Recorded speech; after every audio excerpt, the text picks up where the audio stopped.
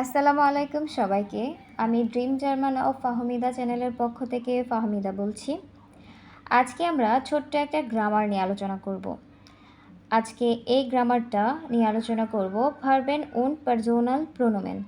চলুন তাহলে আমরা সরাসরি গ্রামারে চলে যাই। আমাদের মেইন গ্রামারে যাওয়ার আগে কিছু জিনিস জানা থাকতে হবে, না হয় আমরা গ্রামারগুলো পারবো না। প্রথমে আমাদের জানতে হবে পার্সোনাল প্রোনোমেন, যেটাকে ইংলিশে বলা হয় পার্সোনাল প্রোনাউন। আপনাদের সুবিধার্থে আমি এখানে জার্মান, ইংলিশ এবং বাংলা তিনটাই দিয়ে দিয়েছি, যেন আপনাদের প্রবলেম না হয় বুঝতে। জার্মানে এখানে লেখা আছে ইশ, ইংলিশে যেটার মিনিং আই, বাংলায় আমি। দু, ইউ, তুমি। এয়ার, হি, সে। জি, সি, সে। এস, ইট, ইহা। ভিয়া, উই, আমরা।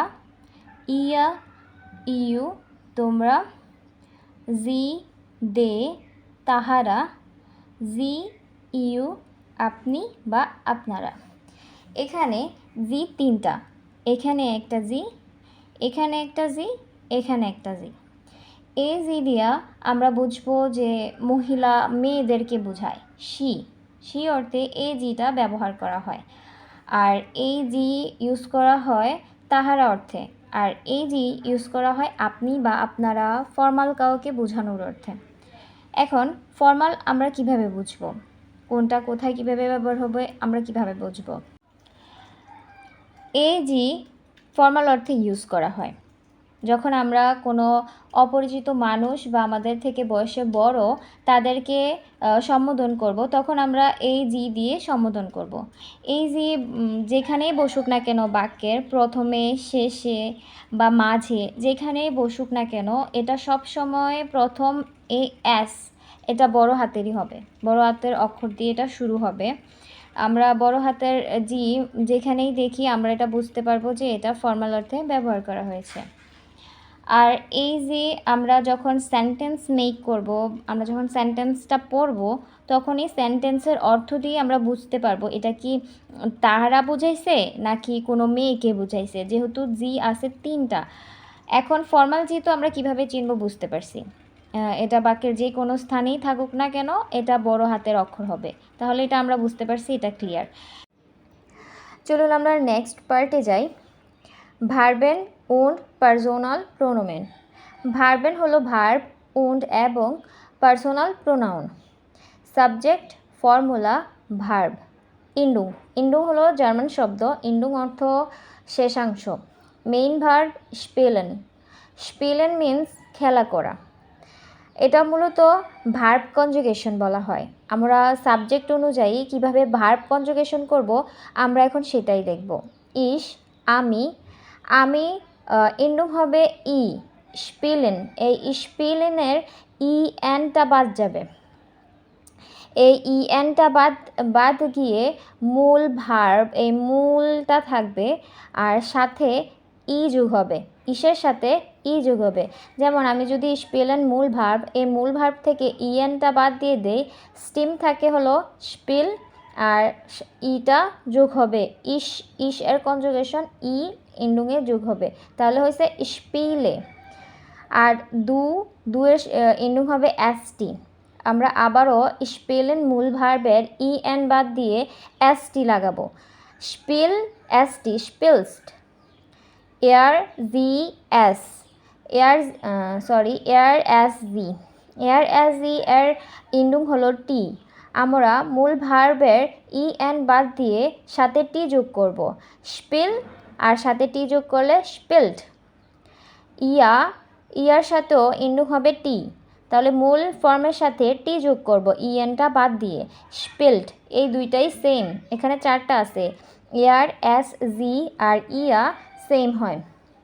ভিয়া, আমরা, ভিয়া হবে ইন্ডুং ইএন, তাহলে আমরা যদি স্পিলেনের ইএনটা বাদ দেই থাকে হলো স্পিল। এখন ভিয়ারের ইন্ডুং ইএন, ইএনটা যোগ করলে স্পেলেন, মানে স্পেলেনই থেকে যায়, হয়ে যায়, তাহলে এটা স্পেলেন হবে। জি ওডা জি, জি মানে হলো এটা ফর্মাল, ওই যে দে জি আর এটা ফর্মাল জি, দুটোটা একই অর্থ প্রকাশ করে, তাই একসাথে লিখছি। এখানেও তিনটাই একই কনজুগেশন হয়, এজন্য একসাথে লেখা হয়েছে। জি জি ইএন যোগ হবে লাস্টে, আবারও স্পেলেনের থেকে ইএন বাদ দিলে থাকে স্পেল, সাথে ইন্ডুং হবে ইএন, স্পেলেন। এখানে আমি কিছু এক্সাম্পল দিছি, জার্মান ভাষায় এক্সাম্পলকে বলা হয় বাইস্পেল। ইশ স্পিলে ফুটবল, আমি ফুটবল খেলি। এখানে ইশের স্পিলেন মূল ভার্ব হবে স্পিলেন, স্পিলেনকে ইশ কনজুগেশন করে হয়েছে স্পিলে, ইশ স্পিলে ফুটবল, ডু স্পিলস্ট ফুটবল, আমি ফুটবল খেলি, তুমি ফুটবল খেলো। চলুন এখন আমরা জাইন ভার্বের দিকে যাই। জাইন ভার্ব, এই যে জাইন ভার্ব, জাইন ভার্বও হলো two be verb. Zain verb আমরা বা ইংলিশে যে টু বি ভার্ব বলি সেই টু বি ভার্ব। এখন জাইন ভার্বেরও কনজুগেশন আছে। ইশ বিন, ইশ অর্থ আমি, আমার সাথে হবে বিন, মানে আই অ্যাম বলা হয় না, এই অ্যাম হলো বিন। ইশ বিন, ডু বিস্ট, এয়ার জি এস ইস্ট, ভিয়া জিন্ড, ইয়া জাইড, জি জি জিন্ড। ইশ বিন ফাহমিদা, আমি হই ফাহমিদা। আই এম ফাহমিদা, এই যে এখানে ইংলিশটা আমি লিখছি আই এম ফাহমিদা, এই অ্যাম হলো বিন।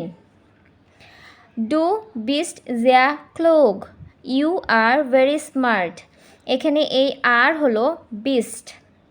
ইয়া ইস্ট মুড, হি ইজ টায়ার্ড, এখানে ইস হলো এখানে ইস্ট, মুডে অর্থ হলো যাইয়া টায়ার্ড, ক্লোগ অর্থ হলো স্মার্ট। আমি এখানে খুব সাধারণ কিছু দিয়েছি, কারণ প্রথম আমাদের সিম্পল কিছু থেকেই শেখা উচিত। আমি আপনাদেরকে ডিটেলসে বোঝানোর চেষ্টা করছি, আশা করি আপনারা বুঝতে পেরেছেন। যদি কোথাও কোনো সমস্যা থেকে থাকে তাহলে আমাকে কমেন্ট করে জানাতে পারেন, ইনশাআল্লাহ আমি অ্যান্সার দেওয়ার ট্রাই করব। আর আগামী ক্লাসে আমরা উচ্চারণ কিভাবে করতে হয় সেটা জানবো, যুক্ত বর্ণের উচ্চারণ কিভাবে করতে হয় সেটা জানবো, আর লেসনের বাকি অংশ পড়ার চেষ্টা করব ইনশাআল্লাহ। ভালো থাকবেন সবাই, আসসালামু আলাইকুম।